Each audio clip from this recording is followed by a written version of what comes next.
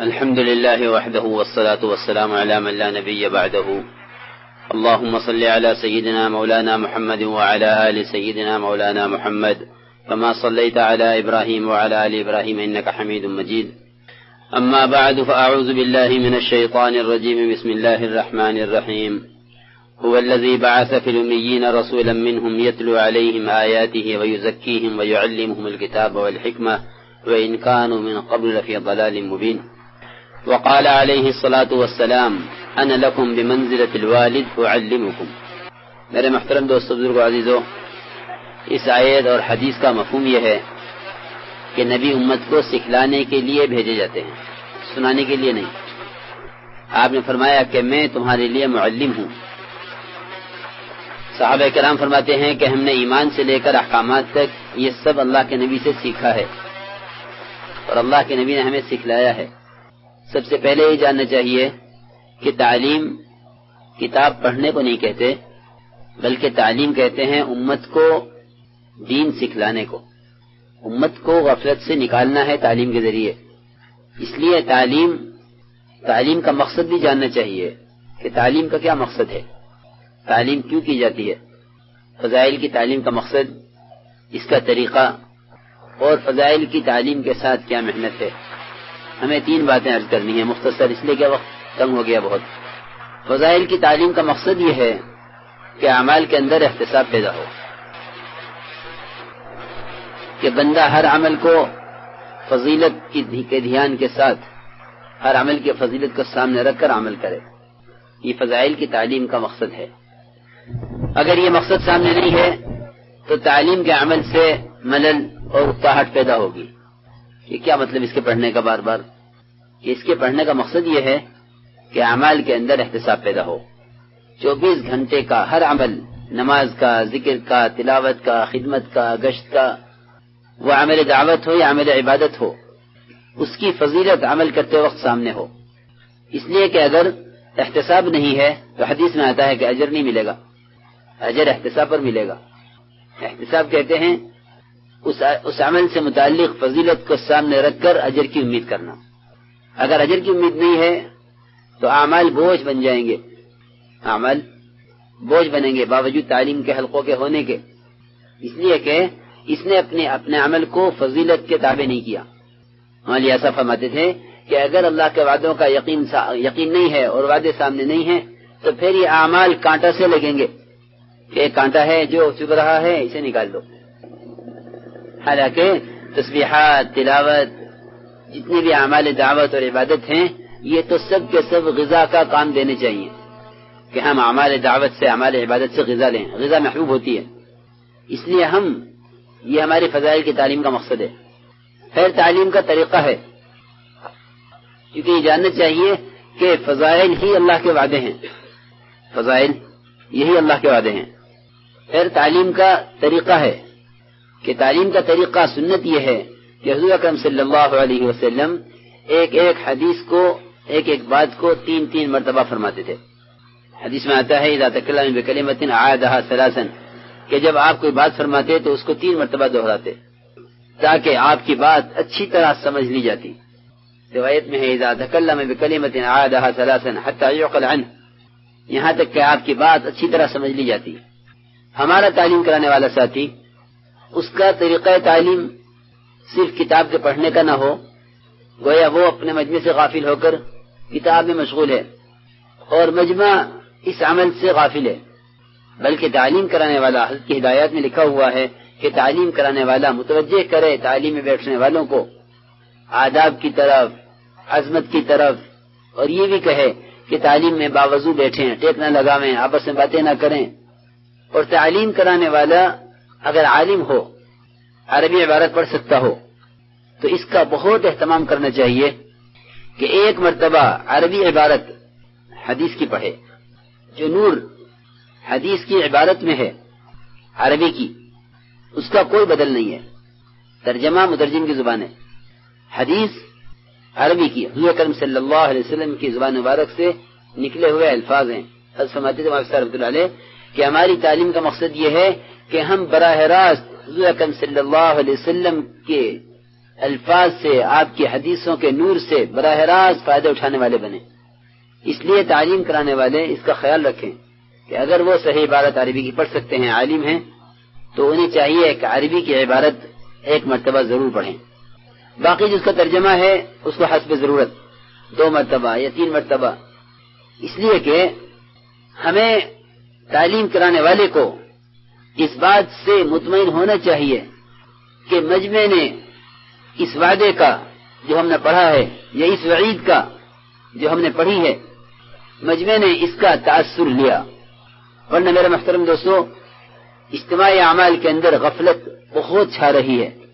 جب اجتماعی اعمال میں غفلت آئے گی تو اجتماعی اعمال کی تاثیر ظاہر نہیں ہوگی۔ پھر یہ اعمال دعوت، گشت ہے، تعلیم ہے یا مذاکرہ ہے، ان میں کوئی اثر نظر نہ آنے کی وجہ سے اعمال دعوت کا استخفاف، اس کا ہلکاپن پیدا ہوگا، اور ان کے بے اثر ہو جانے کی وجہ سے یعنی کام سے خود طبیعت ہٹے گی، کیونکہ جو چیز بے اثر ہے اس میں طبیعت کا لگنے کا کوئی سوال ہی نہیں ہے۔ حضور اکرم صلی اللہ علیہ وسلم کی مجلس میں وعدے جو اور وعیدیں سنائی جاتی تھی تو صحابہ کرام میں اس کا ایک تاثر تھا۔ حضور اکرم صلی اللہ علیہ وسلم نے فرمایا وقودها الناس والحجارہ، کہ جہنم کا ایندھن لوگ اور پتھر ہیں۔ تو ایک بڑی میں بیٹھے ہوئے تھے وہاں، وہ سنتے ہی بے ہوش ہو گئے۔ انہوں نے پوچھا کہ یا رسول اللہ، جہنم کے پتھر اتنے بڑے بڑے ہوں گے جتنے دنیا کے پتھر ہوتے ہیں؟ فرمایا کہ نہیں، جہنم کا ایک پتھر دنیا کے سارے پہاڑوں سے بڑا ہے۔ اتنا سنتے ہی بڑے میں بے ہوش ہو گئے۔ یعنی تاثر ہے یہ۔ ہمیں تو اس کا تعلیم کرانے والے کو تو اس کا غم اور فکر ہونا چاہیے کہ میں نے اتنا بڑا وعدہ بیان کیا، حدیث میں پڑھا، اور ہمارے مجمع نے اس کا کوئی تاثر نہیں لیا۔ اس کا مطلب یہ ہے کہ انہوں نے اس بات کو توجہ سے، دھیان سے نہیں سنا۔ اس لیے تعلیم کرانے والا ساتھی ایک ایک حدیث کو 3 بار ضرور پڑھے۔ ایک مرتبہ پڑھنے میں مجمع متوجہ ہوگا، دوسری مرتبہ میں سنے گا، تیسری مرتبہ پڑھیں گے تو پھر اس کو کوئی بات یاد رہ جائے گی۔ اس لیے تعلیم کے ساتھ، تعلیم کا یہ طریقہ ہے کہ ایک ایک حدیث کو 3 بار پڑھا جائے۔ اور یہاں آؤ، اٹھو نا، یہاں آؤ، آگے آؤ، سنو بات، دھیان سے سنو۔ شیاطین تو ہر جگہ ہوتے ہیں نا، چاہے تعلیم کا حلقہ ہو، چاہے تلاوت کا حلقہ ہو، سنو بہت دھیان سے بات، ادھر دیکھو، سنی آ رہی بات؟ تو تعلیم میں تعلیم کرانے والا مجمع کو درمیان میں متوجہ کرے، اور ایک تعلیم کا حلقہ اتنا بڑا ہونا چاہیے جس میں ایک آدمی کی بات پورے حلقے تک پہنچ جاوے، اس کی آواز پورے حلقے تک پہنچ جاوے۔ اس لیے کہ ہمارا تعلیم مائک سے نہیں ہوتی، کہ اتنا بڑا حلقہ ہونا چاہیے کہ جس میں تعلیم کرانے والے کی آواز پورے مجمع تک پہنچ جاوے۔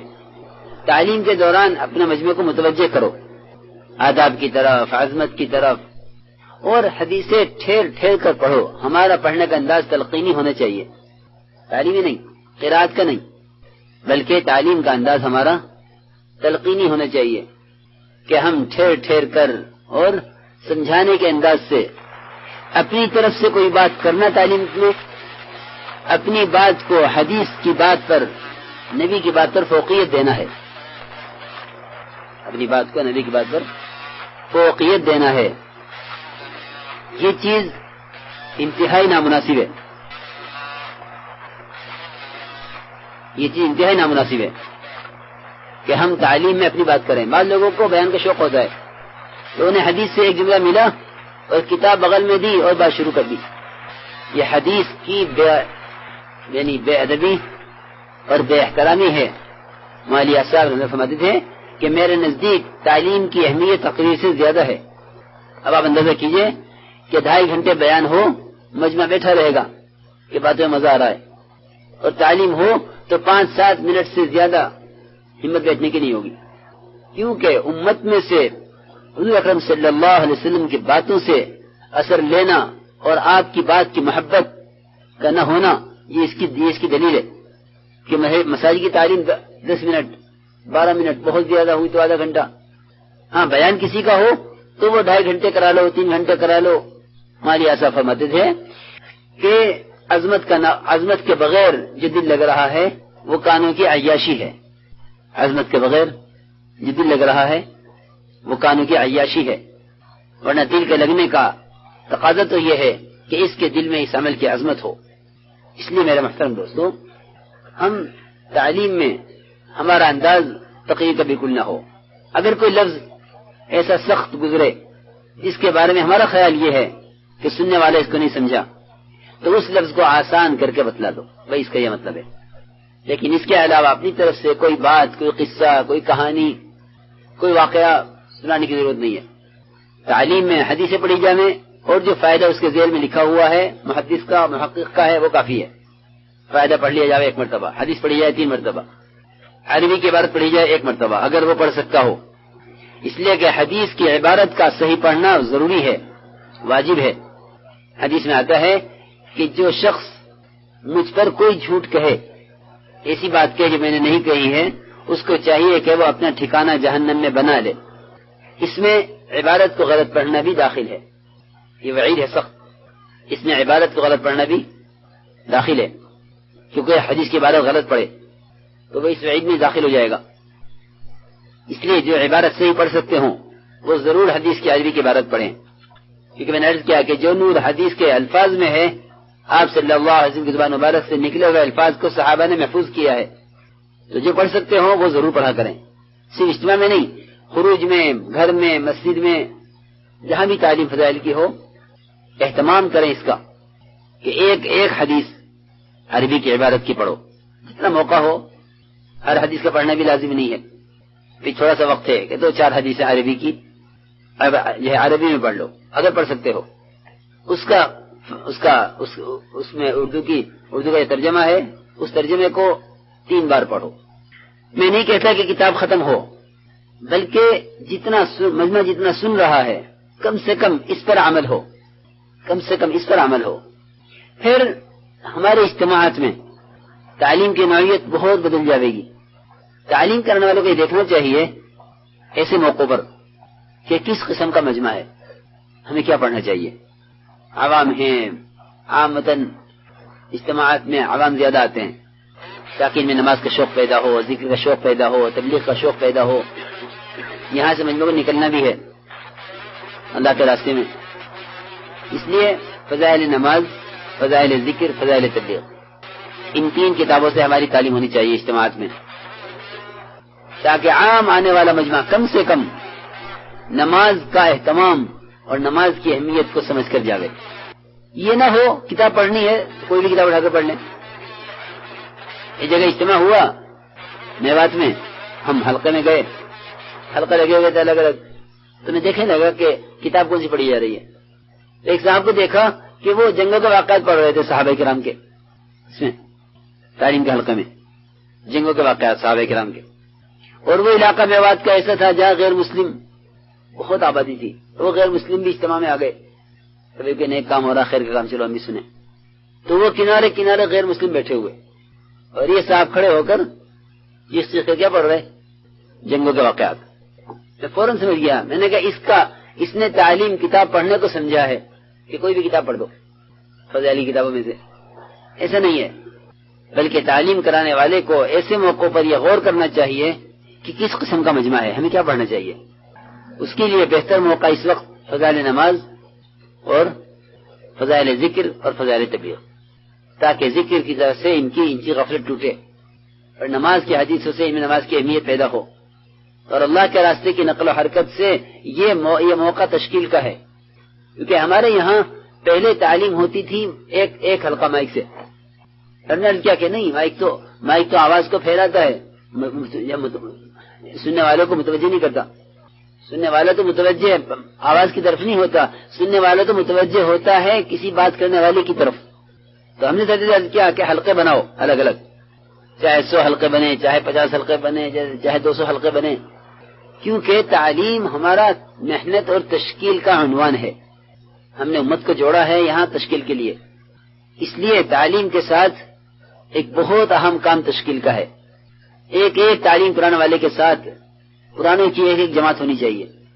اگر ان کے خطے والوں نے اس خطے کے تعلیم کے حلقوں کے لیے الگ الگ جماعتیں بنائی ہوئی ہیں تو اچھی بات ہے، نہیں بنائی ہے تو اس کا فکر کریں کہ صرف کتاب پڑھنا نہیں ہے، بلکہ تعلیم کے حلقوں میں تعلیم کے بعد 6 صفات کا مذاکرہ کر کے ان کی تشکیلیں کرنی ہے. سب کی انہیں پورا یہ حلقہ تشکیل کے لیے دیا گیا ہے. کہ تعلیم کرانے والا ساتھی یا ان کے ساتھ کوئی پرانا ساتھی وہ پورے مجمع کی تشکیل کرے اور پورے مجمع پر محنت کرے. یہ تعلیم کا مقصد یہ بھی ہے تشکیل، کہ الگ الگ حلقوں میں تعلیم ہو اور تعلیم کے بعد 6 صفات کا مذاکرہ ہو. قرآن کے حلقے بھی ہوں، کچھ دیر قرآن کے حلقے بھی کر لیا کرو، اور تعلیم کے بعد 6 صفات کا مذاکرہ ہو. ان 6 صفات کے مذاکرے کے لیے منتخب بھی ضروری ہے. آج ہماری تعلیم فضائل سے ہو، کل ہماری تعلیم ناشتے کے بعد 9:30 بجے سے ہے، 9:30 بجے سے تعلیم کل منتخب سے ہو. ہر نمبر میں سے چند حدیثیں پڑھی جائیں تاکہ ہم اس کتاب کے ذریعے امت کو ان 6 صفات کی تعلیم بھی دیں. جو اہمیت فضائل کی ہے وہ اہمیت منتخب کی ہے. دونوں کتابوں میں کوئی فرق نہیں ہے، دونوں کتابوں سے برابر استفادہ کیا جاوے. اپنے گھر میں رہ کر، جماعت میں نکل کر، مسجد میں، خروج میں، مقام پر، یہاں اجتماع میں. اس لیے اگر ساتھی کے پاس کتاب نہ ہو تو آج انتظام کر لیں. آج تعلیم فضائل سے ہو، کل کو تعلیم منتخب سے ہو. اس میں یہ ترتیب تعلیم کی ہم نے عرض کی ہے کہ ایک نمبر میں سے چند حدیثیں پڑھی جائیں تاکہ ہم اس مجمع کو 6 صفات کی بھی تعلیم دیں کہ یہ 6 صفات حدیث میں کس صفت کا کیا معیار ہے، کلمے کا کیا معیار ہے، ایمان کسے کہتے ہیں، نماز کا کیا معیار ہے، نبی نے نماز کس کو کہا ہے، علم کا کیا معیار ہے، علم کسے کہتے ہیں. ہمارا مجمع ان 6 صفات کے بیان کرنے میں حدیثوں سے بہت دور چلا گیا. تو جتنا بعد پیدا ہوگا نا علم سے اتنی رسمیت داخل ہوگی. ہمیں تو دعوت کو علم پر لانا ہے، عبادت کو بھی علم پر لانا ہے. کہ دعوت اور عبادت اگر علم سے خالی ہو گئی تو پھر دعوت تو رسم بنے گی اور عبادات جہالت بنے گی. اس لیے آج فضائل سے تعلیم ہو، کل منتخب سے تعلیم ہو، اور مستقل اس کتاب کا فضائل کی طرح پورا اہتمام کیا جائے. اس طرح ہمیں تعلیم کے حلقوں میں دوسرے دن حضرت نے منتخب میں اللہ کے راستے میں نکلنے کے آداب جمع کیے ہیں کہ اللہ کے راستے میں نکلنے کے کیا آداب ہیں. اقراء مسلم پر حدیثیں جمع کی ہیں، یہ پڑھا جائے خاص طور پر تاکہ ہمارا مجمع کل حلقوں میں اللہ کے راستے میں نکلنے کے آداب بھی سن کے جاوے اور اللہ کے راستے میں نکل کر اکرام کو بھی سن کر جاوے، اخلاص کو بھی سن کر جاوے. اس لیے آج تعلیم فضائل سے ہو، کل تعلیم منتخب سے. یہی ترتیب ہماری مقام پر ہے، یہی ترتیب جماعت میں نکل کر ہے کہ ایک دن صبح شام فضائل سے تعلیم ہو، دوسرے دن صبح شام منتخب سے تعلیم ہو تاکہ ہم ان دونوں کتابوں سے برابر استفادہ کریں. اہتمام ہوگا اس کے انشاءاللہ. اور اپنے حلقے پر محنت کیجیے بھائی.